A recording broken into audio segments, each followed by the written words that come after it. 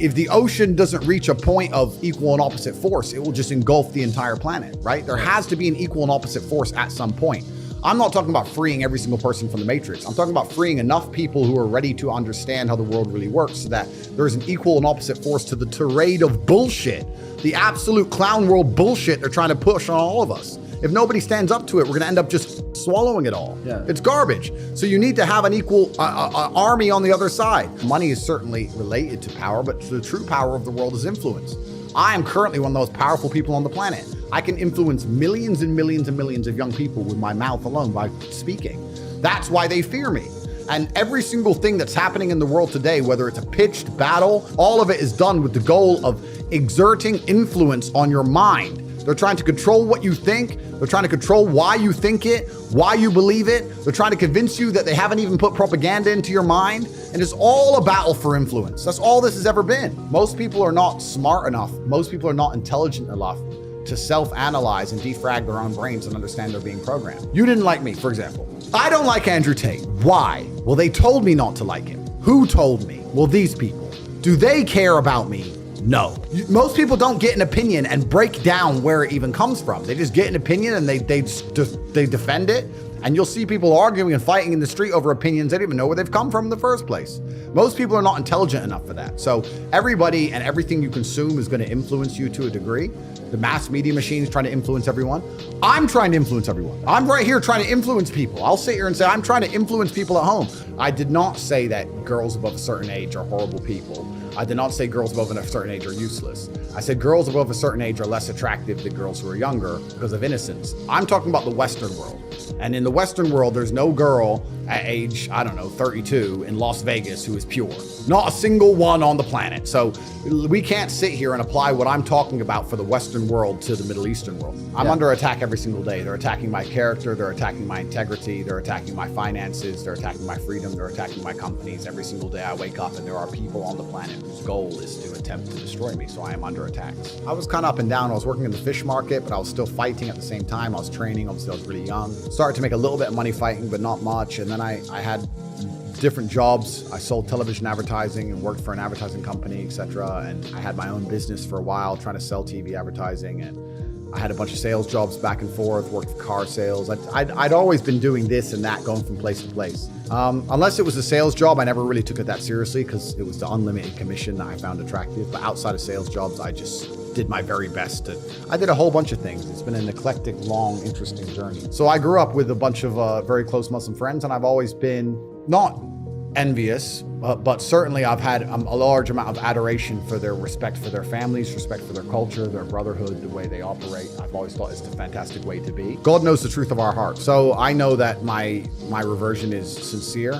I understand that because I'm in the public eye, there's going to be some degree of people who question it, but I know that mine's completely sincere, and the people who do it in a non-sincere way, God knows the truth, and they're not going to be able to fool him, so good luck. And someone else said to me, they said that it's important that someone like you that has all of the worldly treasures or everything that you could possibly ever wish for in this world still understands the importance of believing in God. I have a very small circle, but every single one of my friends has a utility. Like, we're all very capable individuals, we're all doing very important things, we all help each other and aid each other in different ways. I don't have any friends just to sit around and talk shit and do nothing. I guess in many ways people would say, oh, well, Andrew, you have family and business partners, but I consider them my friends. We have a very small network of 5, maybe 6 people, and yeah, they're my friends.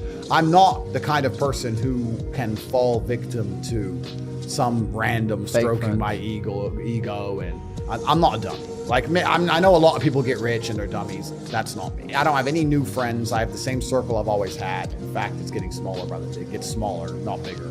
I don't have these random friends I party with, none of this kind of crap. I provide value by default, by being me. That's who I am. If you're going to be my friend, you need to provide some value to my life. Now, a lot of people, when they have friends, the value that's provided by their friend is that their friend makes them laugh or that their friend is funny. Well, I don't need that crap. I'm busy, right? So I need someone who's actually useful to me at real things. It's not a shallow way to look at it because people say that's shallow. Not at all. I think that in true friendship, in true relationships, whether it's man-woman or man-man or woman-woman, there needs to be an exchange of value. People need to both gain and receive value, and that's how you build true friendships. So you need to become useful to me. And the problem with doing that is that I already have extremely useful people around me. We can already do everything. I don't need anybody. So when someone comes and goes, hey, I'd love to know you, Why? What do you want to do? Sit around, talk shit? Like, what do you want to do? Like I'm trying to do X, Y, Z. I'm fighting the Matrix. Can you fight the Matrix? Can you fight? If they can't do anything, I don't want to hang around with them. There's a time when it comes to work smart, and most people are trying to do the smart work before they do the hard work. It's kind of like talent. You don't notice if you're talented at something until all the hard work's done. I could be the most talented tennis player in the world, but I don't play tennis. So if I go down the tennis court, Joe Schmo is going to smoke me.